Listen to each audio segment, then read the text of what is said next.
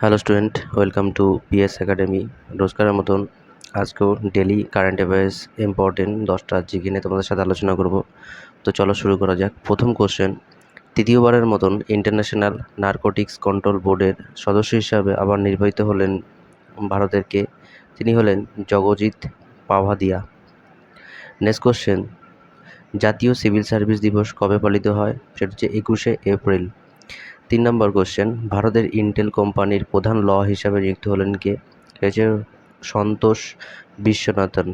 4 number question, aeronautical society of ইন্ডিয়ার তরফ থেকে মর্যাদাপূর্ণ আর্যভট্ট পুরস্কার ভূষিত হলেন কে? তিনি হলেন পাভলোরি সুব্বা রাও। নেক্সট কোশ্চেন্স, 5 নম্বর কোশ্চেন, কোন দেশে ব্রহ্মোস সুপারসনিক ক্রুজ মিসাইলের প্রথম ব্যাচ পাঠালো ভারত? সেটা হচ্ছে ফিলিপিন্স। 6 নম্বর কোশ্চেন, ভারতের কোন শহরে পৃথিবীর 90% ছোট হিরে প্রক্রিয়াজাতকরণ করা হয়? সেটা হচ্ছে সুরাতে।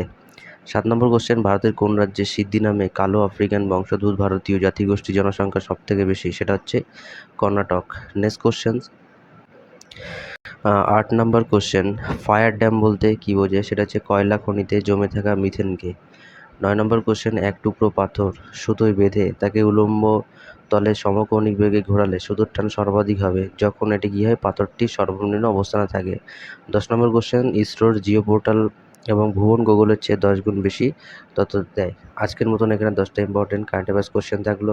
ভিডিওটা ভালো লাগলে লাইক করো, কমেন্ট করো, আর বন্ধুদের সাথে শেয়ার করো। আর যদি নতুন হয়ে থাকো তাহলে চ্যানেলটিকে সাবস্ক্রাইব করো, পিএস একাডেমি চ্যানেল। আবার দেখা হচ্ছে আগামীকাল সকাল।